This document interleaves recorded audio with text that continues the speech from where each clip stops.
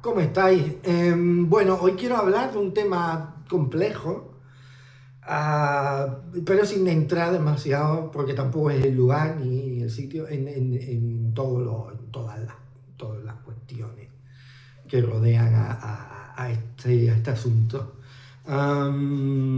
Simplemente quería, mm, porque este formato así lo pide un poco, dejar dichas dos o tres cosas que me parecen importantes, que es cuando se anuncia el cierre de una librería, que este es el tema del que hablamos, librerías que cierran, cuando se anuncian, generalmente hay cosas que se dejan directamente, se dejan de lado y no se, y que son, o sea, que creo que son un poco las importantes, ¿no? Um, Lo voy a hacer a propósito del cierre de dos librerías conocidas. Una fue tipo Infame en Madrid. La otra, Librería de la Plata en Sabadell, de provincia de Barcelona. El primer caso no me afectó especialmente, más allá de, ostras, si una librería con esa proyección no aguanta más, ¿qué, qué me va a pasar a mí, sabes? O sea, si los que lo hacen bien, si quienes lo hacen bien no pueden, o sea, yo, que me quedan dos telediarios, eso fue lo primero que pensé. Luego lo mastiqué un poco, lo gestioné como pude y ha pasado otra cosa. Um, la vida sigue, es nunca una buena noticia que cierre una librería, eso es así, yo ante eso no puedo, no. Pero también es verdad que las librerías en general están asociadas, están sujetas a una serie de cuestiones prácticas que cada vez son más complicadas y cada vez son más difíciles. Y eso es así. Y que cuando cierran generalmente no es por una sola causa y sobre todo yo diría el 99,99 periódico puro por ciento de los casos no es de la noche a la mañana, hay un desgaste detrás que conduce a un cierre, ¿no? No solo en la librería, diríamos en todos los negocios, pero en una librería más, porque como solemos decir en el asterisco, aquí no trabajamos con libros, trabajamos con personas, ¿no? Y esta es una de las primeras cosas que no se tienen en cuenta cuando se anuncia el cierre de una librería. ¿Qué pasa con la persona que lo llevaba y con las personas que la frecuentaban?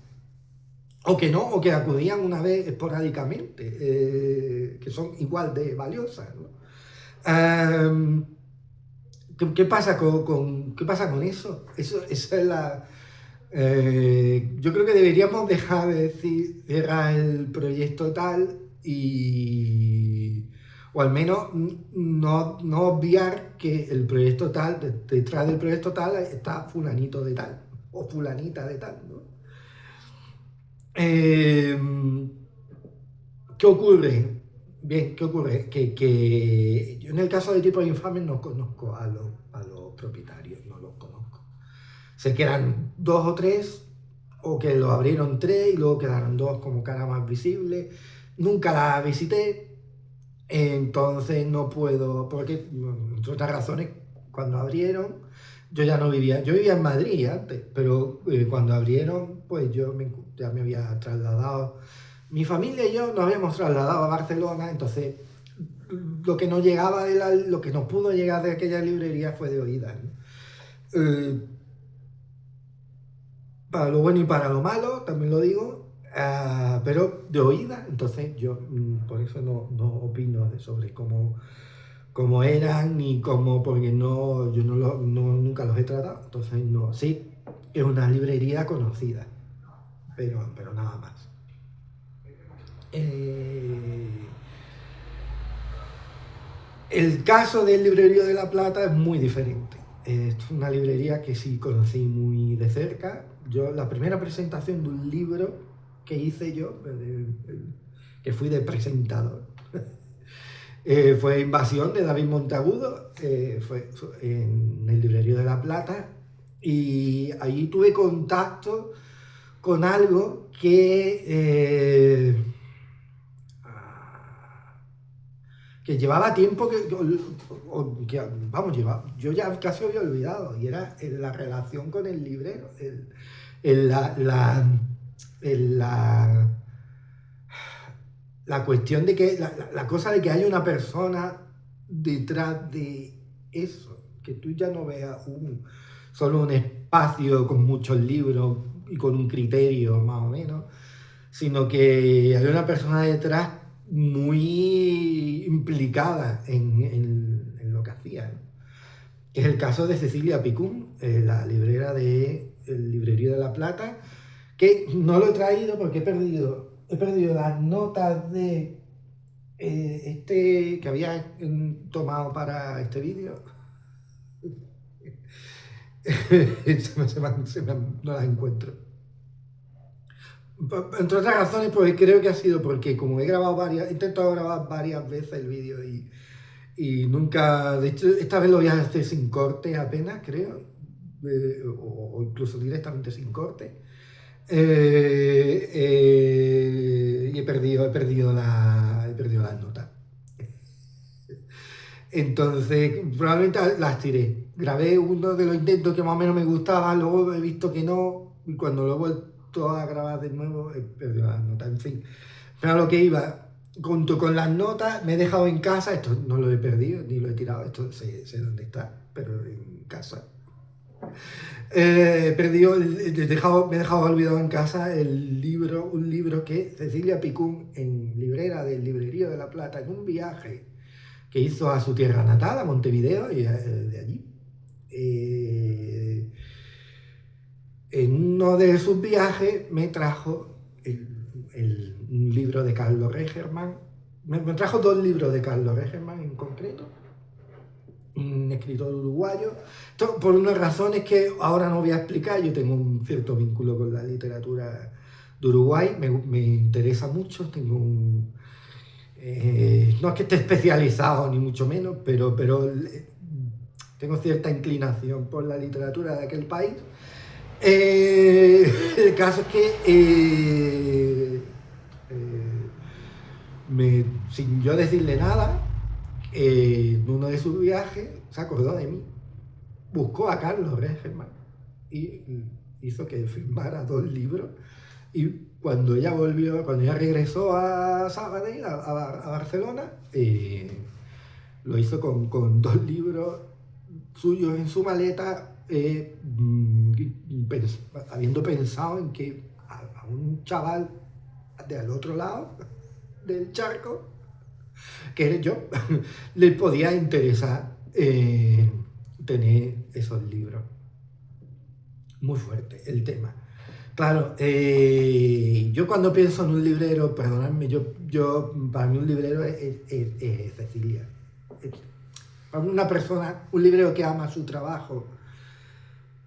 Este es no hay nada, para mí esto es, digamos, como que está en la cúspide, ¿vale? Luego hasta la cúspide hay muchos libreros muy buenos, ¿vale? No estoy desmereciendo ni mucho menos el trabajo de nadie, y ahí me incluyo yo, los libreros somos personas, tenemos, ¿cómo era aquello? Somos sentimientos y tenemos personas, no me acuerdo. Pero, cometemos errores y a veces no estamos cansados y a veces no damos para más. Pero si yo tengo que poner el mayor ejemplo sobre la mesa, si yo tengo que explicar cuál es el ejemplo de para mí, lo que es un librero de los que ya no quedan prácticamente, es ella, es Cecilia. O sea, alguien que se va a su tierra a descansar, a desconectar, Y estando allí dice, ostras, hay 2 libros de, pues se los voy a llevar. Me acuerdo de alguien con quien he hablado media hora y con lo que cuesta traer el libro de Latinoamérica, ¿vale? Sí, sé de lo que hablo. Lo meto en mi equipaje y por supuesto se los compré, claro, obviamente. No iba a decir no. Pero para mí, si yo tengo que decir qué tipo de librería hay que salvar, qué tipo de librero como oficio hay que mantener, merece la pena mantener, es el caso de esta mujer, ¿vale? Y de su marido, que son de verdad un matrimonio fantástico. Por eso pongo un poco como caso de librería que cierra, que me ha dolido especialmente, porque claro, al final son los vínculos que tú tienes con el lugar lo que hace que ese lugar sea necesario. No tanto que te hayan dado un buen servicio o que tengan un buen criterio, que esté bien situado, o que no es tanto eso como el tipo de vínculo que se establece. Porque al final, un librero no es más que... ahora lo explico. No es más que aquella persona que conecta a otras personas con libros. Ese es su oficio, en realidad. Ese es su verdadero trabajo. Su verdadero trabajo no es hacer devoluciones, no es montar saraos, no es ese. No es recomendarte, no es ser un prescriptor necesariamente. Yo siempre he sido muy, muy escéptico con esa idea del librero prescriptor. Otra cosa un poco más compleja que todo eso.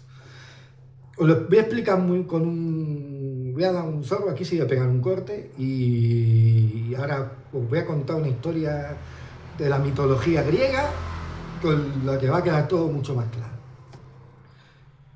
Bueno, pues voy a hablar de Caronte, de un señor llamado Caronte. Caronte era, como muchos sabréis, la persona encargada de transportar a las almas, llevarlas de un lado que pertenece al mundo este,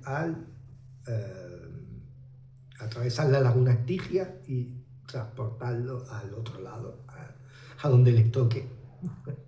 Y una persona que probablemente la pregunta que más veces haya escuchado sea...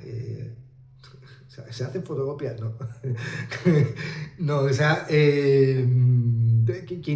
hago aquí? ¿A dónde vamos? ¿No? Un hombre que debe estar cansado de escuchar muchas historias que quizás no ha pedido.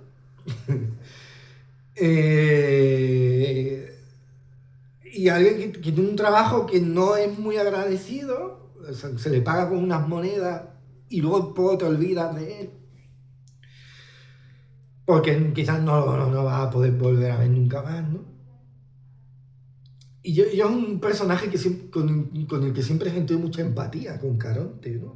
¿Por qué él ahí en su barca? O sea, yo solo llevo a la gente de un lado a otro.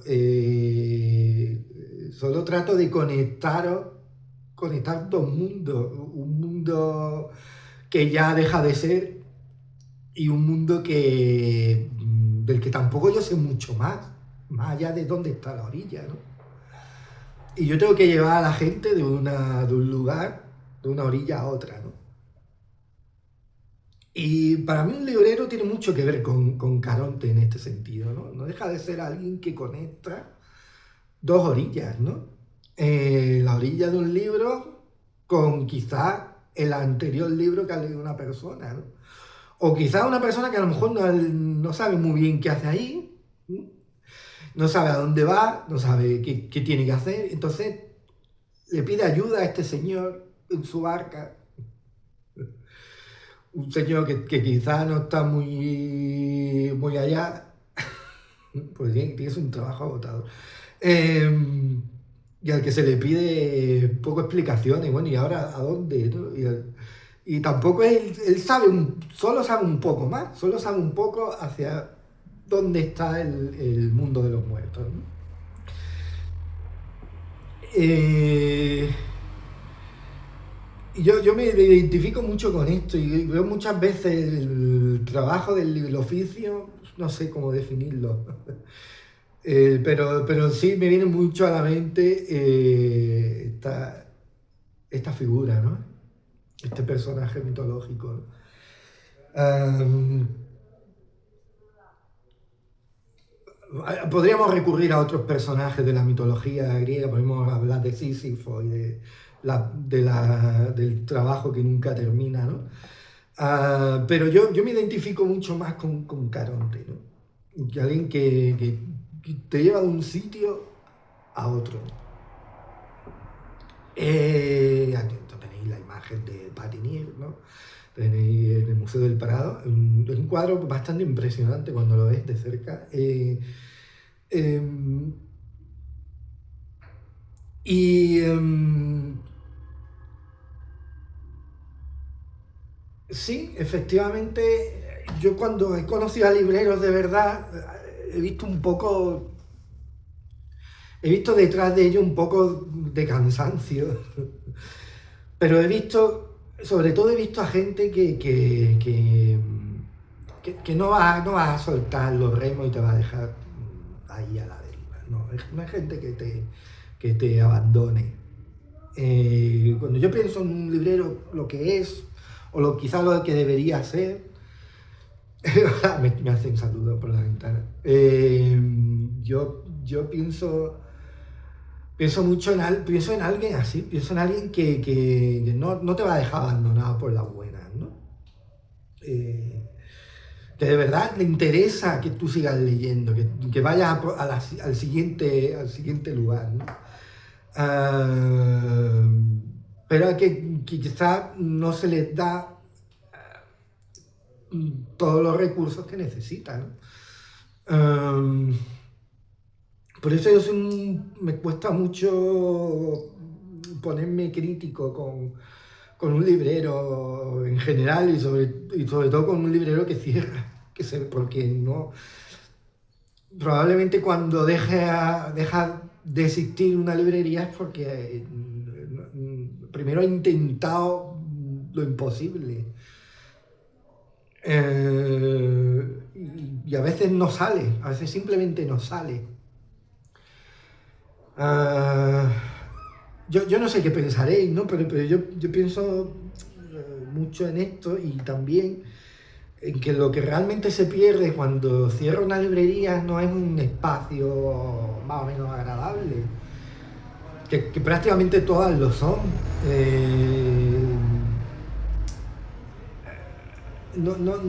Para mí lo trágico del cierre de una librería, sobre todo en un caso como el cierre de librería, allí en Sabadell no es que un lugar ya no vaya a estar o que sea reemplazado por no sé, por un sitio de empanadas, no sé por qué se reemplazará, no lo sé. Para mí lo grave no es eso, para mí lo grave, ¿sabes? Que una persona que de verdad esté comprometida con una tarea no pueda continuar su trabajo. Bueno, perdonadme, he perdido el hilo, es que han entrado. Estoy grabando esto mientras...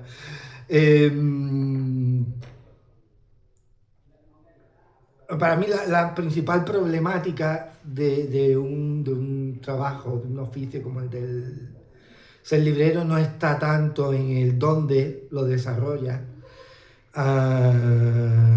o con el cómo, ah, sino que realmente esté dejando de tener. A mí lo que me preocupa es que realmente parece que esté dejando de tener importancia.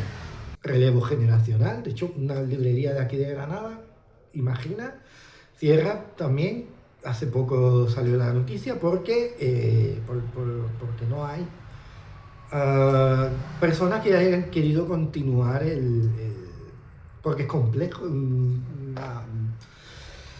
es una profesión muy, muy fastidiosa